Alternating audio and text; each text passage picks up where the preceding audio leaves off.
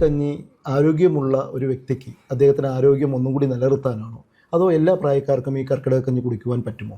Emergency treatment ആവശ്യമല്ലാത്ത എല്ലാ രോഗങ്ങളെയും നമുക്ക് മാറ്റിയെടുക്കാൻ സാധിക്കും. ഈ ആയുർവേദ മരുന്ന് കഴിച്ചു കഴിഞ്ഞാൽ നമുക്ക് ലിവർ സിറോസിസ് വരാൻ സാധ്യത കൂടുതലാണെന്ന് പറഞ്ഞു കേട്ടിട്ടുണ്ട്. അതുപോലെ തന്നെ പ്രതിരോധശേഷി എങ്ങനെ കൂട്ടിയെടുക്കാൻ സാധിക്കും, അതനുസരിച്ചുള്ള ചികിത്സകളാണ് ചെയ്യാറുള്ളത്.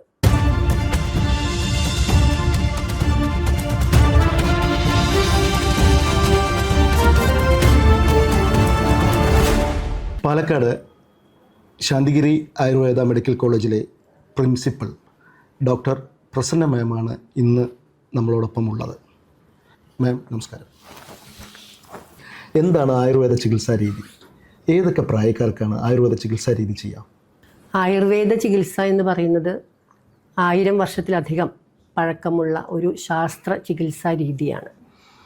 അതിനകത്ത് ആയുർവേദ ചികിത്സ 2 തരത്തിൽ നമുക്ക് പറയാം. ശോധന ചികിത്സയായിട്ടും ശമന ചികിത്സയായിട്ടും. ശമന ചികിത്സ എന്ന് പറയുന്നത് മരുന്നുകൾ കൊടുത്ത് അസുഖങ്ങൾ മാറ്റുന്ന രീതിയാണ് ശമന ചികിത്സ.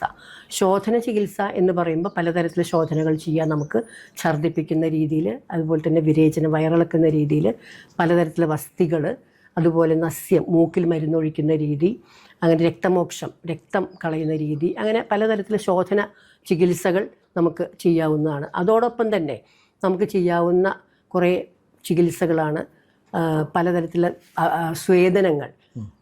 നമുക്ക് കിഴികളായിട്ട് ചെയ്യാം, ഇലക്കിഴികളായിട്ട് ചെയ്യാം, പൊടിക്കിഴികളായിട്ട് ചെയ്യാം, പിഴിച്ചിലായിട്ട് ധാര പോലെ ചെയ്യാം. അങ്ങനെ പലതരത്തിലുള്ള ചികിത്സകൾ നമുക്ക് അസുഖത്തിൻ്റെ അവസ്ഥയനുസരിച്ച് നമുക്ക് തീരുമാനിച്ചിട്ട് ചെയ്യാവുന്നതാണ്. പിന്നെ പ്രായം എന്ന് പറയുമ്പം നമുക്ക് ആയുർവേദ ചികിത്സ ചെയ്യുന്നതിന് പ്രത്യേകിച്ച് ഒരു പ്രായം പറയുന്നില്ല.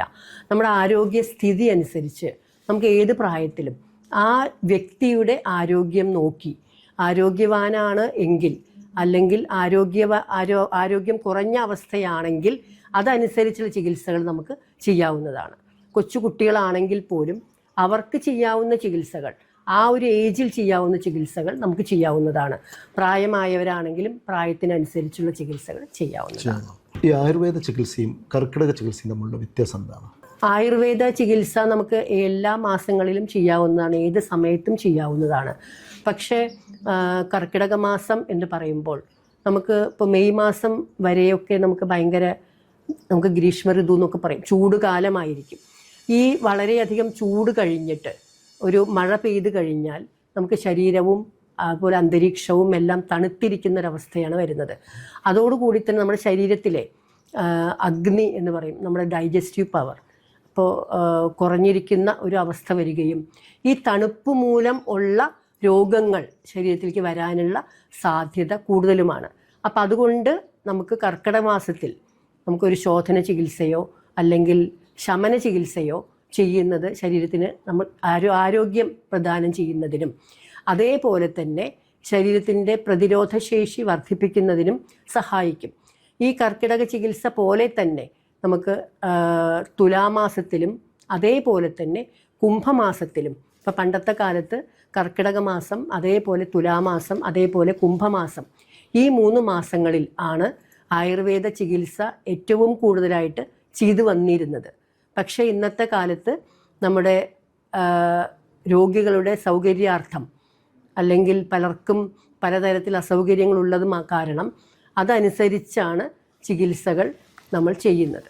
അതുപോലെ തന്നെ ഈ കർക്കിടക കഞ്ഞി കർക്കിടക മാസത്തിൽ ഒരുവിധം ആൾക്കാരെല്ലാവരും കർക്കിടക കഞ്ഞി കുടിക്കാമെന്ന് പറയുന്നത് കേൾക്കാം. ഈ കർക്കിടക കഞ്ഞി ആരോഗ്യമുള്ള ഒരു വ്യക്തിക്ക് അദ്ദേഹത്തിന് ആരോഗ്യം ഒന്നും കൂടി നിലനിർത്താനാണോ, അതോ എല്ലാ പ്രായക്കാർക്കും ഈ കർക്കിടക കഞ്ഞി കുടിക്കുവാൻ പറ്റുമോ? ഞാൻ ആദ്യം പറഞ്ഞതുപോലെ തന്നെ ശരീരത്തിൽ അഗ്നിമാന്ദ്യം ഉണ്ടായിരിക്കുന്ന ഒരവസ്ഥയാണ്, ഡൈജസ്റ്റീവ് പവർ കുറഞ്ഞിരിക്കുന്ന ഒരു അവസ്ഥയാണ് കർക്കിടക മാസത്തിൽ വരുന്നത്. അപ്പോൾ ഈ ഡൈജഷൻ അല്ലെങ്കിൽ ഈ അഗ്നി വർദ്ധിപ്പിക്കുന്നതിന് ഈ കർക്കിടക കഞ്ഞി ഉപയോഗിക്കാവുന്നതാണ്. അത് എല്ലാ പ്രായക്കാർക്കും ഉപയോഗിക്കാം, ആരോഗ്യമുള്ളവർക്കും ഉപയോഗിക്കാം, അതേപോലെ തന്നെ അസുഖം ഉള്ളവർക്കും അത് അവസ്ഥയനുസരിച്ച് നമുക്ക് ഉപയോഗിക്കാവുന്നതാണ്. ഈ കർക്കിടക കഞ്ഞി ഈ സാധാരണ രീതിയിൽ ഇപ്പോൾ ഡോക്ടർ പറഞ്ഞു കർക്കിടക മാസത്തിൽ ഉപയോഗിക്കാമെന്ന് പറഞ്ഞു. ഈ കർക്കിടക മാസം അല്ലാതെ തന്നെ ഈ കർക്കിടക ചികിത്സ അടുത്ത തുലാമാസത്തിലും ചെയ്യാവുന്നതാണെന്ന് പറഞ്ഞു. കർക്കിടക ചികിത്സ പോലെ തന്നെ തുലാമാസത്തിലും ചികിത്സ ചെയ്യാമെന്ന് പറഞ്ഞു. അതുപോലെ ഈ കഞ്ഞി കർക്കിടക കഞ്ഞി നമുക്ക് എല്ലാ മാസവും കഴിക്കാൻ പറ്റുമോ, ഇല്ല കർക്കിടകത്തിൽ മാത്രമാണോ ഇത് കഴിക്കാൻ പറ്റുക? കർക്കിടക കഞ്ഞി ഉപയോഗിക്കുന്നതിൻ്റെ മെയിൻ ഉദ്ദേശം എന്ന് പറയുന്നത് ദഹനശക്തി കൂട്ടുന്നതാണ്. അപ്പോൾ ഈ ദഹനശക്തി കുറഞ്ഞിരിക്കുന്ന മാസമാണ് കർക്കിടക മാസം. അതുകൊണ്ടാണ് കർക്കിടക മാസത്തിൽ അത് കഴിക്കുന്നതിനും അതുപോലെ തന്നെ നമ്മുടെ ആരോഗ്യം വർദ്ധിപ്പിക്കുന്നതിനും സഹായിക്കും എന്ന് പറയുന്നത്. അപ്പോൾ കർക്കിടക മാസത്തിൽ ഉപയോഗിക്കാറില്ല, സാധാരണയായിട്ട് നമ്മൾ ഉപയോഗിക്കാറില്ല. കർക്കിടക മാസത്തിൽ മാത്രമാണ് ഉപയോഗിക്കാറുള്ളത്. ഈ ആയുർവേദ മരുന്ന് കഴിച്ചു കഴിഞ്ഞാൽ നമുക്ക് ലിവർ സിറോസിസ് വരാൻ സാധ്യത കൂടുതലാണെന്ന് പറഞ്ഞു കേട്ടിട്ടുണ്ട്. അത് ശരിയാണോ തെറ്റാണോ എനിക്കറിയില്ല, അതുകൊണ്ട് ഞാൻ ചോദിക്കുകയാണ്. ഞാൻ കേട്ട അറിവ് മാത്രമാണ്. ആയുർവേദ മരുന്നുകൾ വേണ്ട ഒരു വിധത്തിൽ ഉണ്ടാക്കി ഉപയോഗിച്ചു കഴിഞ്ഞാൽ ഒരു ഓർഗാനെയും, ഇപ്പോൾ ലിവർ ആയാലും കിഡ്നി ആയാലും ഒരു അവയവത്തെയും അത് ബാധിക്കുകയില്ല എന്നുള്ള കാര്യം ഉറപ്പിച്ചു പറയാൻ സാധിക്കും. പക്ഷെ അത് വേണ്ട രീതിയിൽ കഴിക്കുകയും വേണം. ഡോക്ടർമാർ പറയുന്ന ഡോസ് അനുസരിച്ച്, ഡോക്ടർ എന്താണോ പ്രിസ്ക്രൈബ് ചെയ്യുന്നത് അതനുസരിച്ച് ഡോസ് അനുസരിച്ച് കഴിക്കുകയും വേണം. അത് രോഗത്തിൻ്റെ അവസ്ഥയനുസരിച്ച് കഴിക്കുകയും വേണം. അങ്ങനെ വന്നു കഴിഞ്ഞാൽ ഒരിക്കലും ഇത് ഒരു അവയവത്തെയും അത് ബാധിക്കാനുള്ള സാധ്യതയില്ല. ആയുർവേദം കൊണ്ട് എന്തൊക്കെ അസുഖങ്ങൾ നമുക്ക് മാറ്റിയെടുക്കാൻ പറ്റും? ആയുർവേദ ചികിത്സ കൊണ്ട് നമുക്ക് എല്ലാ വിഭാഗത്തിലുള്ള എല്ലാതരം ഒരുവിധം എല്ലാ രോഗങ്ങളെയും, ഇപ്പോൾ സർജറി ആവശ്യമായിട്ടുള്ള അല്ലെങ്കിൽ എമർജൻസി ട്രീറ്റ്മെൻറ്റ് ആവശ്യമല്ലാത്ത എല്ലാ രോഗങ്ങളെയും നമുക്ക് മാറ്റിയെടുക്കാൻ സാധിക്കും. ആയുർവേദത്തിൽ തന്നെ പലതരം വിഭാഗങ്ങളുണ്ട്. സ്ത്രീരോഗ വിഭാഗമുണ്ട്, കണ്ണിൻ്റെ വിഭാഗമുണ്ട്, അതേപോലെ തന്നെ കുട്ടികളുടെ പ്രത്യേകിച്ച് വേറെ വിഭാഗമുണ്ട്, പഞ്ചകർമ്മം മാത്രമായിട്ട് ചെയ്യുന്ന വിഭാഗമുണ്ട്, ജനറൽ മെഡിസിൻ്റെ വിഭാഗങ്ങളുണ്ട്. അങ്ങനെ എല്ലാ വിഭാഗങ്ങളും ആയുർവേദത്തിൽ വരുന്നുണ്ട്.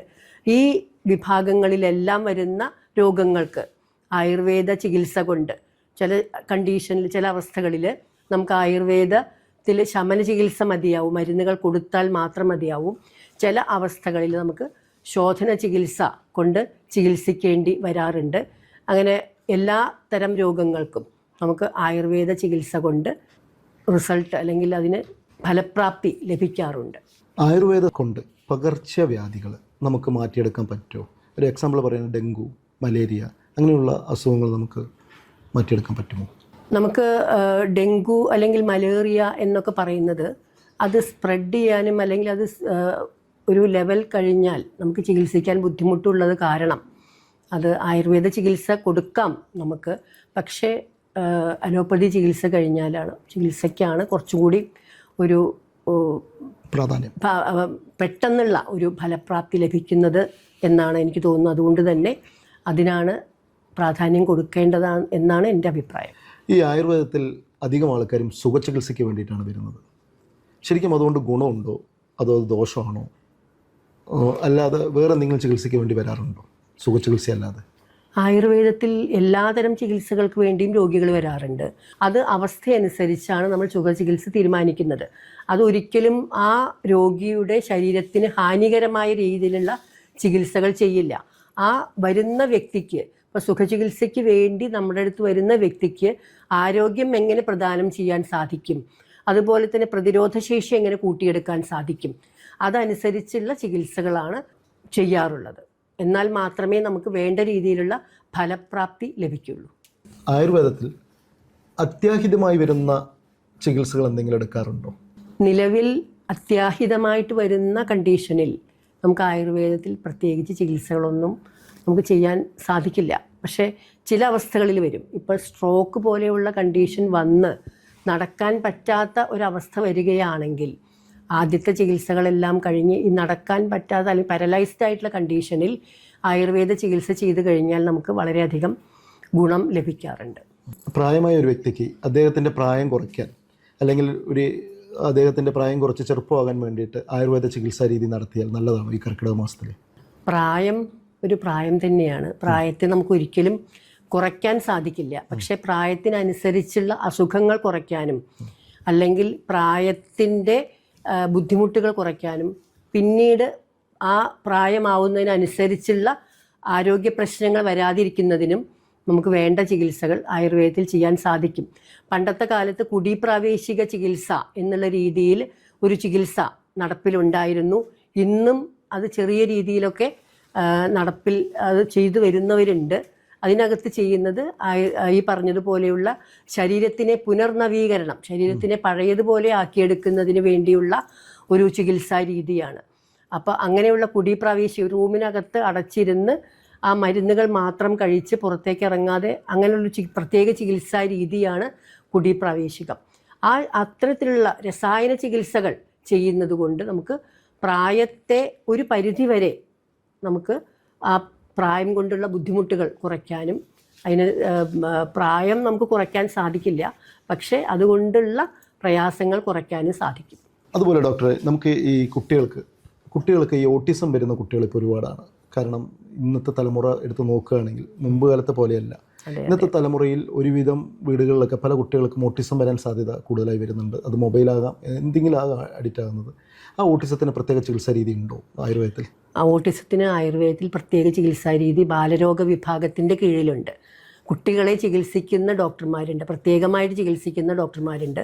അവർക്ക് ഈ ഓട്ടിസം എന്നുള്ള രോഗത്തിനും അതോടൊപ്പം ഉണ്ടാകുന്ന എല്ലാ രോഗങ്ങൾക്കും, കുട്ടികൾക്കുണ്ടാകുന്ന എല്ലാ രോഗങ്ങൾക്കും പ്രത്യേകമായ ചികിത്സാ രീതി ആയുർവേദത്തിൽ വിധിക്കുന്നുണ്ട്. അത് മാറ്റിയെടുക്കാനും പറ്റും നമുക്ക്. അത് ഒരു പരിധി വരെ നമുക്ക് മാറ്റിയെടുക്കുക എന്ന് പറഞ്ഞാൽ അതിൻ്റെ കൂടെ തന്നെയുള്ള തെറാപ്പികളും കൂടി കൂടെ കൊണ്ടുപോയി കഴിഞ്ഞാൽ നമുക്ക് ഒരു പരിധി വരെ കംപ്ലീറ്റ് മാറ്റി എടുക്കാൻ പറ്റും എന്നല്ല, ഒരു പരിധി വരെ നമുക്ക് അതിനെ കുറയ്ക്കാൻ സാധിക്കും. ഈ പ്രസവാനന്തര ശുശ്രൂഷ എന്താണ് ഡോക്ടറുടെ അഭിപ്രായം?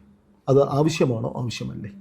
പ്രസവാനന്തര ശുശ്രൂഷ ഇന്നത്തെ കാലത്ത് ഒരു എന്താ പറയുന്നത്, അഭിപ്രായ വ്യത്യാസം ഉള്ള ഒരു ചികിത്സാ രീതിയാണ്. പക്ഷേ എൻ്റെ അഭിപ്രായത്തിൽ പ്രസവാനന്തര ശുശ്രൂഷ വളരെ വളരെ അത്യാവശ്യമായിട്ടുള്ളതാണ്.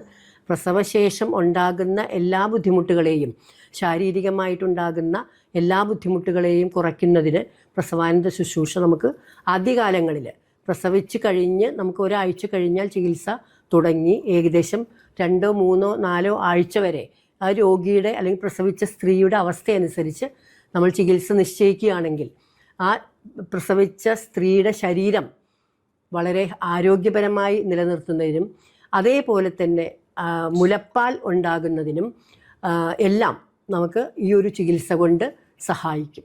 സിസേറിയൻ ചെയ്തിട്ടുള്ളൊരു സ്ത്രീ ആണെങ്കിൽ അവർക്ക് സാധാരണയായിട്ട് പ്രസവാനന്തര ശുശ്രൂഷ തുടങ്ങുന്നത് 21 ദിവസം കഴിഞ്ഞിട്ടാണ്. സാധാരണ രീതിയിൽ സ്റ്റിച്ചെല്ലാം ഉണങ്ങിയതിന് ശേഷം മാത്രമേ പ്രസവാനന്തര ശുശ്രൂഷ സ്റ്റാർട്ട് ചെയ്യാറുള്ളൂ.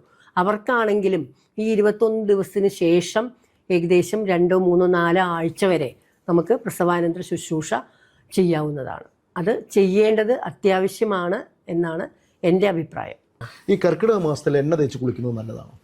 കർക്കിടക മാസത്തിൽ മാത്രമല്ല, എല്ലാ കാലങ്ങളിലും ശരീരത്തിലും തലയിലും എണ്ണ തേച്ച് കുളിക്കുന്നത് നമുക്ക് ഏറ്റവും ആരോഗ്യത്തെ നൽകുന്നതാണ്. അപ്പോൾ കർക്കിടക മാസം എന്ന് പറയുമ്പോൾ നമുക്ക് പറയുന്നുണ്ട് ഏറ്റവും നമുക്ക് രോഗപ്രതിരോധ ശേഷി കൂട്ടുന്നതിനായിട്ട് ചികിത്സകൾ ചെയ്യുന്ന മാസമായത് കാരണം കർക്കിടക മാസത്തിൽ നമ്മൾ ചെയ്തു വരുന്നുണ്ട്. അതോടൊപ്പം തന്നെ എല്ലാ മാസവും നമുക്ക് തൈലം തേച്ച് കുളിക്കേണ്ടതാണ്. ഈ എല്ലാ മാസവും തൈലം തന്നെ തേക്കണോ അതോ കോക്കനട്ട് ഓയിൽ തേച്ചാൽ മതിയോ? അത് ശരീരത്തിൻ്റെ അവസ്ഥയനുസരിച്ച് നമുക്ക് തീരുമാനിക്കാം. ഇപ്പോൾ ചില അവസ്ഥകളിൽ ചില രോഗികൾക്ക് തൈലം ഉപയോഗിക്കാൻ ഉപയോഗിക്കാൻ പറ്റാത്ത അവസ്ഥകളുണ്ട്, അല്ലെങ്കിൽ ഉപയോഗിക്കരുത് എന്ന് പറയുന്ന അവസ്ഥകളുണ്ട്. ഈ അവസ്ഥകളിലെല്ലാം നമുക്ക് വെളിച്ചെണ്ണയാണ്, പലതരത്തിലുള്ള മെഡിക്കേറ്റഡ് കോക്കനട്ട് ഓയിൽ നമുക്ക് അവൈലബിൾ ആണ്. അത് അവസ്ഥയനുസരിച്ച് നമുക്ക് ഉപയോഗിക്കാവുന്നതാണ്. ഇതൊന്നുമല്ല എങ്കിൽ നമുക്ക് എല്ലാ ദിവസവും വെളിച്ചെണ്ണ, വെറും സാധാരണ കോക്കനട്ട് ഓയിൽ അത് നമുക്ക് ശരീരത്തിൽ തേച്ച് തലയിലും തേച്ച് കുളിക്കാവുന്നതാണ്. അതുപോലെ ഡോക്ടറെ, ഞാൻ അറിഞ്ഞിരിക്കുന്നത് ഈ സോറിയാസിസ് പോലെയുള്ള രോഗങ്ങൾ പെട്ടെന്ന് മാറാൻ ആയുർവേദത്തിൽ പോയാൽ മതി എന്ന് കേട്ടിട്ടുണ്ട്. പക്ഷെ അത് പല സ്ഥലത്ത് ഞാൻ പരസ്യങ്ങളായിട്ടാണ് അത് കണ്ടിരിക്കുന്നത്. അത് ശരിയാണോ? ശരിക്കും സോറിയാസിസ് പോലെയുള്ള രോഗങ്ങൾ പെട്ടെന്ന് മാറുക എന്ന് പറയുന്നത് അസാധ്യമാണ്. അത് സമയമെടുത്ത് ചികിത്സിച്ച് അത് പഥ്യം നോക്കി അത് മരുന്നുകൾ കൃത്യമായിട്ട് കഴിച്ചു കഴിഞ്ഞാൽ നമുക്ക് അതിനെ കൺട്രോളിൽ കൊണ്ടുപോകാൻ സാധിക്കും. പക്ഷേ ചില സമയങ്ങളിൽ ഇപ്പോൾ മഞ്ഞുകാലമായി കഴിഞ്ഞാൽ വീണ്ടും ചിലപ്പോൾ ഈ സോറിയാസിസ് രോഗം വരാനുള്ള സാധ്യതയുണ്ട്. ഒരു ഡിസംബർ മാസം അല്ലെങ്കിൽ ഒരു ജനുവരി മാസമൊക്കെ ആകുമ്പോഴത്തേക്കും വീണ്ടും ഇത് വരാനുള്ള ഒരു സാധ്യതയുണ്ട്. അപ്പോൾ അത് മുൻകൂട്ടി കണ്ടുകൊണ്ട് അതനുസരിച്ചുള്ള മരുന്നുകൾ നമ്മൾ ആ രോഗിക്ക് അവസ്ഥ അനുസരിച്ച് അപ്പോൾ കൊടുക്കേണ്ടതാണ്. ഡോക്ടർ, ഈ ആയുർവേദത്തിൽ പഞ്ചകർമ്മ, കിഴി എന്നീ പറയുന്നത് പോലെ അല്ലാതെ വേറെ എന്തെങ്കിലും സ്പെഷ്യലൈസേഷൻ ചെയ്യുന്ന ട്രീറ്റ്മെൻറ്റ് എന്തെങ്കിലും ഉണ്ടോ? ഉണ്ട്. ആയുർവേദത്തിൽ ഇപ്പോൾ ഫിസ്റ്റുല പോലെയുള്ള രോഗങ്ങൾക്ക്, ഫിസ്റ്റുല പോലെയുള്ളത് മാറുന്നതിനായിട്ടും അല്ലെങ്കിൽ ഫിഷർ പോലെയുള്ളത് മാറുന്നതിനായിട്ടും പൈലോനിഡൽ സൈനസുകൾക്കും എല്ലാം സ്പെഷ്യലൈസ്ഡ് ആയിട്ടുള്ള ട്രീറ്റ്മെൻറ്റുകൾ, ക്ഷാരസൂത്രം ഉപയോഗിച്ചുള്ള ട്രീറ്റ്മെൻറ്റുകൾ ലഭ്യമാണ്. അത് ചെയ്യുന്നതോടുകൂടി തന്നെ ഇത് കംപ്ലീറ്റ് ആയിട്ട് മാറി വരുന്നതും കാണാറുണ്ട്. അതോടൊപ്പം തന്നെ ഇപ്പോൾ സ്ത്രീരോഗങ്ങളായിട്ടുള്ള ഇൻഫെർട്ടിലിറ്റി പോലെയുള്ള പല കാരണങ്ങളെ കൊണ്ട് ഇൻഫെർട്ടിലിറ്റി ഉണ്ടാവാം, വന്ധ്യത ഉണ്ടാവാം. അങ്ങനെയുള്ള വന്ധ്യതകൾക്ക്, അതേപോലെ തന്നെ PCOD പോലെയുള്ള രോഗങ്ങൾക്ക് എല്ലാം നമ്മൾ സ്പെഷ്യലൈസ്ഡ് ആയിട്ടുള്ള ട്രീറ്റ്മെൻ്റ് ആയിട്ട് ഇൻട്രാ യൂട്രൈൻ അല്ലെങ്കിൽ ഇൻട്രാ വെജൈനൽ ആയിട്ട് മെഡിക്കേഷൻസ് തൈലമായിട്ടോ അല്ലെങ്കിൽ ഘൃതമായിട്ടോ യുക്തി അനുസരിച്ച് നമ്മൾ മരുന്നുകൾ, ഉത്തരവസ്തി എന്നുള്ള പേരിലാണ് ആയുർവേദത്തിൽ അറിയപ്പെടുന്നത്. ഈ വസ്തി ചികിത്സാക്രമം സ്ത്രീകൾക്ക്, പുരുഷന്മാർക്കും അതേപോലെ തന്നെ വന്ധ്യത പോലെയുള്ള കണ്ടീഷൻസ്, സ്പേം മോട്ടിലിറ്റി കുറയുന്ന കണ്ടീഷൻസ് അല്ലെങ്കിൽ സ്പേം കൗണ്ട് കുറയുന്ന കണ്ടീഷൻസ്, അതുകൊണ്ടെല്ലാം വരുന്ന വന്ധ്യതകളിൽ നമുക്ക് ഈ ഉത്തരവസ്തി എന്നുള്ള ചികിത്സാക്രമം നമുക്ക് ചെയ്യാവുന്നതാണ്. ആയുർവേദത്തിൽ എല്ലാ വിഭാഗങ്ങളിലും ചികിത്സകൾ ലഭ്യമാണ്. സ്ത്രീരോഗ വിഭാഗത്തിൽ, അതേപോലെ തന്നെ കുട്ടികളുടെ വിഭാഗത്തിൽ, കണ്ണ്, മൂക്ക്, ചെവി തുടങ്ങിയ വിഭാഗങ്ങളിൽ ഓർത്തോ ചികിത്സകൾ ലഭ്യമാണ്. പൈൽസ്, ഫിസ്റ്റുല തുടങ്ങിയ രോഗങ്ങൾ ചികിത്സ ലഭ്യമാണ്. ജനറൽ മെഡിസിൻ്റെ വിഭാഗമുണ്ട്, അതിനകത്ത് എല്ലാതരം ഡിസീസുകളിലും ചികിത്സ ലഭ്യമാണ്. പഞ്ചകർമ്മ വിഭാഗം, അതിനകത്ത് പഞ്ചകർമ്മ ചികിത്സ ആയിട്ടുള്ള വിഭാഗം, അതിന് ചികിത്സ ലഭ്യമാണ്. അതുപോലെ തന്നെയാണ് സ്കിൻ ഡിസീസസ്, എല്ലാ തരത്തിലുള്ള സ്കിൻ ഡിസീസസിലും ത്വഗ് രോഗങ്ങളിലും ആയുർവേദത്തിൽ ചികിത്സ ലഭ്യമാണ്. ഡോക്ടർ, ഇത്ര നേരം താങ്കളുടെ വിലപ്പെട്ട സമയം ജനഭൂമിക്ക് വേണ്ടി അനുവദിച്ചു തന്നതിന് വളരെ നന്ദി. നമസ്കാരം. നമസ്കാരം. കൂടുതൽ വാർത്തകളും വിശേഷങ്ങളും നേരിട്ട് ലഭിക്കാൻ ജനങ്ങളിൽ നിന്ന് ജനങ്ങളിലേക്ക് ജനഭൂമി ന്യൂസ് സബ്സ്ക്രൈബ് ചെയ്യൂ. ബെൽ ബട്ടൺ അമർത്താനും മറക്കരുത്.